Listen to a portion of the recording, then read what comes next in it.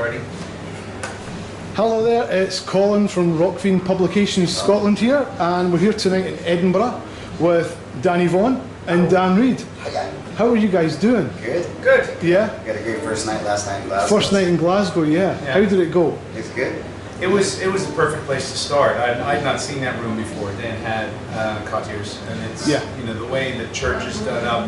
I'm a sucker for fairy lights anyway, so it was just strung all across, and the lighting and all that. I walked in, I was like, oh, this is going to be nice. It's really suited what the time. The sound was really, really good as well. It was good. Yeah, it really did well. Yeah, it really did They're well. all really good in there. I feel the same way about tonight. It's a completely different atmosphere, but a really, really good one. Yeah, because it was Bannerman's in Edinburgh the last time that you played? Yeah, it's a total different vibe than here. Yeah. Completely different. Yeah, it was great venue. Yeah, the ceiling sweats in Bannerman's, you know. Yeah. I guess some people might enjoy that, but It's a great venue, but this is more you style, I would probably say. You know, it's more an acoustic setup.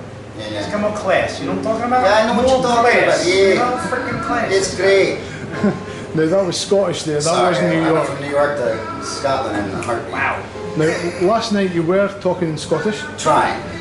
You were giving some little slang words, bucket, foot, and you did try. I'm not going to try on camera. That's just for the audience. You did mention Danny was going to be doing some cartoon voices. Well, he does sometimes. And there was one last on night. occasion. Yeah, I got Yosemite Sam pretty well, and he's got everyone else. He does Bullwinkle, Bugs Bunny, Yogi Bear. Yeah.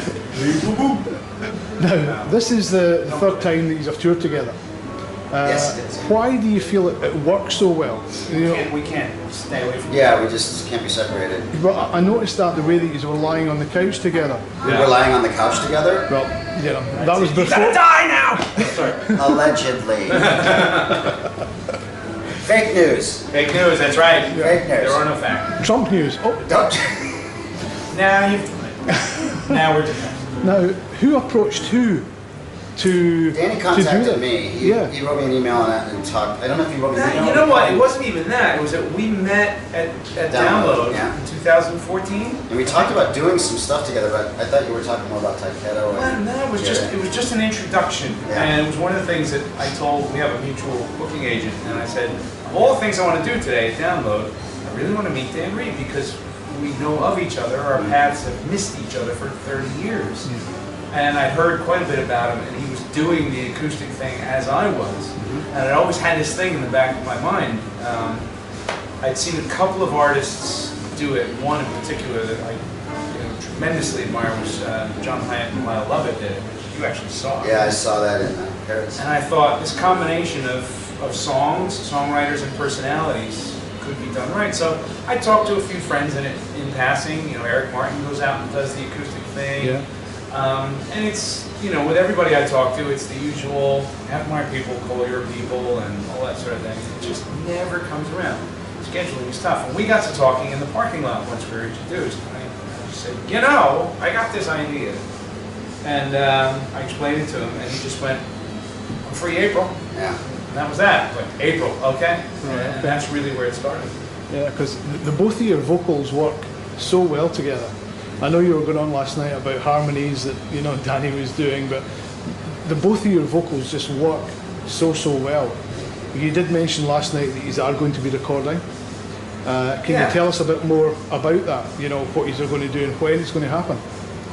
I think 2019 we'll probably start writing more. He's got a home studio, and so do I. And so we can send stuff back and forth. Maybe 2020 or something. Maybe we'll release something. We don't really know. It's down to schedule. Our schedules are just so crazy. Two of us lately. You did play a track last night. Yeah, we wrote a song together. Which I did film, so we'll get that. Quite a few people wrote about that, and I think somebody else filmed it because they saw it. You know, Melissa saw it. Okay. She'd never heard the song. Okay. I never got a chance to play it for her. So my wife heard it for the first time on Facebook, and the reaction has been what I expected. Yeah. Because this new song happens to be what I hoped for, which is a real like 50-50 collaboration of what we both do. Yeah. Because we're not the same. Without a doubt. We don't approach writing music the same. We don't approach singing the same. Our rhythmic sense is different, but they both work. Yeah. And so what we wanted to make, if we do a Snake Oil album is something that has a mesh of the two, rather than, okay, here's a dance song, here's a me song, you know, because everything we do live eventually becomes us. And will it be an electric album, or will it be an acoustic? Can't say yet. Yeah, we don't know. Yeah, but both. I mean, I'm sure there'll be drums. Yeah, I'm sure there'll be a band album, but how rocky it gets and how acoustic it is, we'll sing on the songs, things like that. I think it'll be very interesting. Oh. You know, I really do.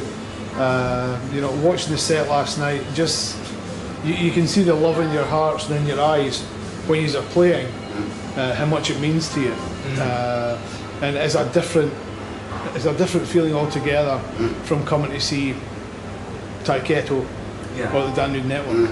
You know, it's just a completely different feeling. Both just as good as each other. But you know, you can really see and feel the love for music in the room. Yeah, well, there's a couple of things. What you mentioned earlier, and it's not ego, it's not bragging. You can take people that can sing and put them together, and they don't necessarily sound good singing together.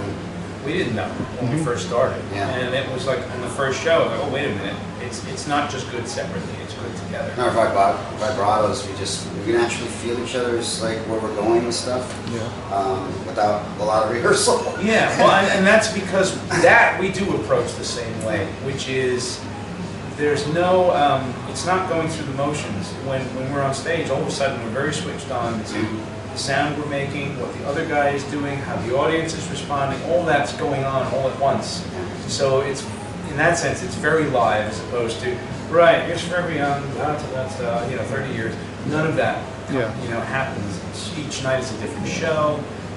So who chooses the set list? There's no set list. There's no set list at all. So tonight, in Edinburgh, from Glasgow, it'll be different. Within reason. We might some similarities. We might do openings. We might do the same opening. We don't know. We'll change stuff around all the time. What I do is, and what he does as well, is we hear what the person just played, and then we go, oh, what song would be great after this? Like, to take it up even further, or should we break it down now? And then we both have like 50 songs we can have access to. So we kind of just play it by ear. And do you have any special guests coming up tonight? We think that Alan Nemo's coming back again tonight. Oh, right, okay. From King. Yeah. And then we have, of course, the Rising Souls, which you should also interview, by the way. They're a band from Edinburgh. Okay. Edinburgh. That is fantastic. If you could picture like Otis Redding and Zeppelin mixed together. Really heavy. But they're playing acoustic tonight, but they get a really heavy sound on the guitar and the rhythm section. The singer, vocalist was not well last night, is that correct? They canceled last night, but he's here tonight, so you should check him out. Yeah, definitely. What an amazing voice this guy has, so I really think, and they're playing a bunch of festivals. They're playing Ramblin' Man this year. Okay. And Martin, our agent, is helping them out as well, so you should interview them before they break. So. Yeah, we'll give them a shout, see what we can do. How do you guys feel that the music business has changed, obviously from the Taiketo days with Warner Brothers, were you signed to? Geffen, yeah. And Polygram with Dan Reed. Obviously, back then, it was, you know, would you like to make a video? Here's a load of money. Of course, it's not telling you that it's your money. Yes, exactly. A lot of people think it was money just thrown at you that was yours, but you had to pay it back. We thought it. Great, 70 grand on our video. Awesome. That's so cool. Oh, by the way, that's going to be coming out of your ass for the next 10 years. The label really believes in us. Yeah. So, do you prefer it now that it's more honesty? That, you know, like, more or less you'll be paying for your own accommodation, flights, stuff like that? It's 50-50 because there's much more direct contact with the audience, which I think really separates the men from the boys. Because the guys who aren't doing this because they truly love it, they're gonna drop away because it's too much work. You know, before you had accountants looking after your numbers. You had people booking your flights. You had a lot of things taken care of so that you could be the musician. There's some logic to that because it's really hard sometimes to get ready for a gig when you're thinking about, oh, did our hotel in Bolton come through? Oh, you gotta, you got to do all that stuff yourself. Oh, forgot to make the posters. You have to, you know, with Kickstarter programs and Patreon and things like that. It's a constant need to keep feeding your audience. that connection is lovely, but it's very draining as well. So it's kind of, you know, it's a double-edged sword on both fronts. Yeah. For sure. But you are still enjoying it, which is the no main question. I actually enjoy it more now. Right. I think that what Danny was just talking about is definitely taxing. You know, having to really like pay attention to social media and as far as energy. But I get energy back from reading what people post and getting feedback. So that kind of balances out. But I enjoy the process more now, rather than being like this product that is being marketed by a label. It's kind of, you feel like you're more in control, and it does seem to be about the music more to me now. Yeah. And the videos were in control of making, whereas before the label would hire a director and really didn't have any say. You look at a director's reel and go, well, I kind of like what they're doing, but I like this director better. Yeah, but we have a relationship with this director. You just didn't have any control over stuff back then. So now I like the control. Okay. Now, the both of you have played Hard Rock Hell. Ty Kettle played Winter Storm. How do you feel the audiences change in the UK, Wales, to Europe, America? You know, The UK audience for Ty Kettle has always been our stronghold. Yeah. Always. Yeah, I remember doing these at the Barrowlands take in risks Glasgow. in other countries, knowing that we're going to come to the UK first and have a really solid turnout. And, you know, really, it's just a big boost. And the last couple times we played Hard Rock Hell, that room had been full. Yeah.